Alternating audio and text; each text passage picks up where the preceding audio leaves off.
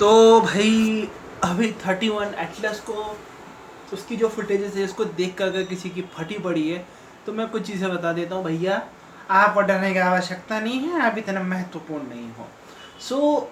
कुछ हुआ यूँ है कि एक ऐसा एक्स्ट्रा टेरेस्ट्रियल ऑब्जेक्ट हमारे सोलर सिस्टम में जो इतना डिस्टेंस पर है हम उसे ऑब्जर्व तो कर सकते हैं पर उसका कुछ नहीं कर सकते हैं, और वो उसको नाम दिया गया है 31 एटलस।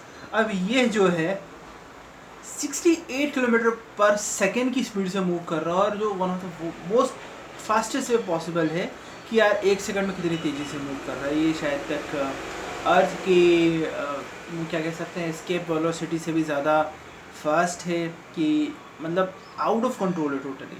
मतलब इंसान कभी इतना फास्ट जा नहीं सकता। दूसरी चीज़ देखने में काफ़ी बड़ी लग रही है। इसकी एग्जैक्ट लोकेशन क्या है अभी तक मेरे को तो जहाँ तक ध्यान नहीं है कि नासा ने कहीं से कहीं तक डिक्लेयर करी है, या फिर अगर करी भी है तो वो एग्जैक्ट है कि नहीं है। पर देख के लग रहा है कि भाई ये चीज़ जो है ये भाई आर्टिफिशियल तो नेचुरल तो बिल्कुल भी नहीं है, टोटली आर्टिफिशियल है और इस तरीके से फॉर्म हुई है। अब लोगों की फटी पड़ी क्यों है? क्योंकि वो फिल्मों में देख रखा है एलियंस आते हैं, कूटते हैं, मान लेके चले जाते हैं, रोल करना होता है। देखो ये इंसान की फितरत है, ठीक है। मैं तुम लोगों को कुछ चीज़ें समझाता हूँ इस वीडियो के थ्रू, क्योंकि इंसान की जो साइकोलॉजी है ना, जो हम दूसरों में अपने आप को देखते हैं, बहुत अच्छे से समझ में आएगा। पहली चीज़, इंसान ने जब भी कोई नई ज़मीन देखी तो उस पर सिर्फ मारकाट ही करी है।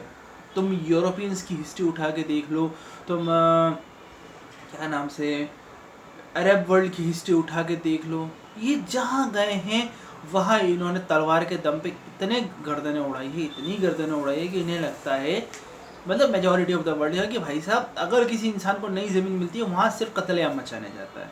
तो ऑब्वियस सी बात है ये इंसान की प्रवृत्ति।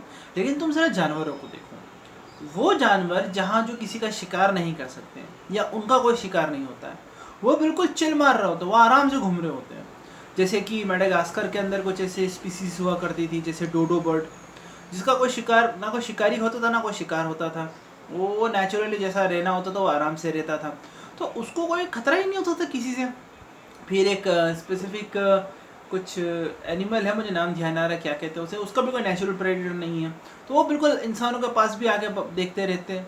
तो जहाँ जब किसी स्पीसीज का कोई प्रेडेटर नहीं होता है, ये यूनिवर्सल लॉ है कि अगर आपको किसी से खतरा नहीं है तो आप किसी के लिए कभी खतरा नहीं बनते हो। और अगर रिसोर्सेस ही लेने होते तो हमारे सोलर सिस्टम के अंदर भाई सन सैटर्न का टाइटन है, सैटर्न का मून है टाइटन, वहाँ चले जाओ। करीबन इतने सारे ड्वार्फ प्लैनेट्स है, 300 ऊपर, प्लूटो से थोड़े साइज में कम है, वहाँ चले जाओ। बहुत हद तक रिसोर्सेज मिल जाएंगे, प्रॉपर प्योर अमाउंट में एलिमेंट्स मिल जाएंगे, वहाँ चले जाओ। हमारे पास आके क्या रखा है, उल्टा और गले पढ़नी है इनको, मीम्स ही बनने इन पे। लेकिन बहुत से जो कह रहे हैं कि यार ये अचानक से कैसे कहना, ना ना ना, जैसे ही कैप्लर ने हीलियोस्फीयर को क्रॉस करा तब जाके कहीं किसी इंटेलिजेंट स्पीसीज को पता चला होगा कि यहाँ पर हम एग्जिस्ट करते हैं। इतने साल तक हम लोग सिग्नल भेजते रहे कि हम एग्जिस्ट करते हैं, हम यहाँ पर हैं, और हम लोगों ने फिर बहुत कम समय तक रेडियो सिग्नल को कम्युनिकेट करने के लिए इस्तेमाल करा, जो कि स्पेस में जाकर हमारे प्रेजेंस दे सकते थे। लेकिन वो बहुत छोटे समय के लिए ऐसा रहा कि यार कोई स्पीसीज उसको पकड़ सके, जिसे कॉस्मिक ब्लिंक कहते हैं, जो कि भले डेकेड्स तक यूज़ करो पर यूनिवर्स के लिए बहुत छोटा टाइम पीरियड होता है। फिर इसके बाद चीज़ आती है कि जो यूनिवर्स के अंदर ऐसी इंटेलिजेंस स्पीसीज़ है, वो ये सोचती होगी कि यार क्या पता नॉर्मली ऐसे सिग्नल आ रहे हो, क्योंकि उन्हें मिक्स सिग्नल बहुत टाइम से आ रहे होते हैं। लेकिन जब उन्होंने एक आर्टिफिशियल बनी हुई चीज़ देखी होगी कैप्लर को, क्योंकि भाई 1 लाइट डे मेरे ख्याल से एक मान के चलो, लाइट को भी कम से कम कुछ 5-10 दिन भी लगते होंगे भाई, सन से लेकर हीलियोस्फीयर के एज तक जाने में। कई बार तो कुछ तो कहते हैं कि 1 साल लग जाता है, मेरे को उसका एग्जैक्ट साइज़ का अंदाज़ा नहीं है।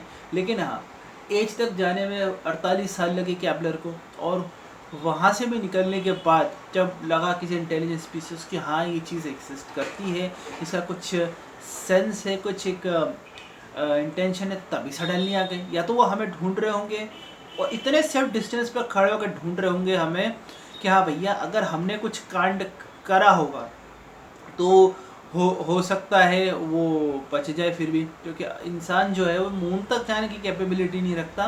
वो इतने डिस्टेंस तक जाके मतलब क्या ही कर लेगा। लेजर्स भी हमारे पास इतनी इफेक्टिव नहीं है, तो हम थोड़ी लड़ने वाले हैं। उनको मालूम है छोटा आदमी गुंडे ही करना चाहता है, करने दो, हम करने देते हैं। तो इंसान के साथ ये रिलेशन होगा वो स्पीसीज का। और एक और चीज़ जो है, जो मेरे को लग रही है, मैं उम्मीद करता हूँ ऐसा ना हो, कि ये जो स्पेसशिप है, जैसे डेड हैंड है ना रशिया का, वैसा ही ये शिप है कि अंदर शायद तक कोई बचा ना हो और ये हमारे सोलर सिस्टम में आ गई हो, लेकिन इनडायरेक्टली हमारा उससे कांटेक्ट हुआ, थोड़े टाइम में ये भी हमारे सोलर सिस्टम को पार करके अपने रास्ते निकल लेगी। या तीसरी चीज़ ये हो सकती है कि भैया बस आसपास होके जा रही थी, ये प्लैनेट्स को ऑब्जर्व कर रही थी, क्या पता इस वक्त उन्होंने कोई छोटी सी चीज़ भेज दी हो हमें ऑब्जर्व करने के लिए कि हमारा बिहेवियर कैसा है, ये देखने के लिए कि भैया इनसे कम्युनिकेशन किया जाए कि नहीं किया जाए।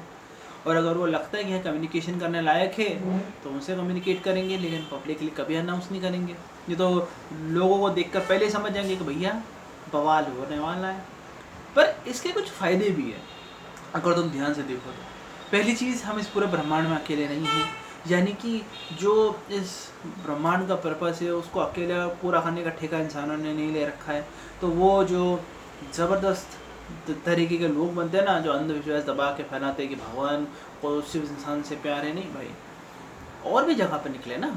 अब तुम बताओ धरती ब्रह्मांड का केंद्र कैसे हुई? तो ये चीज़ के ऊपर थोड़ा रोक लगेगी।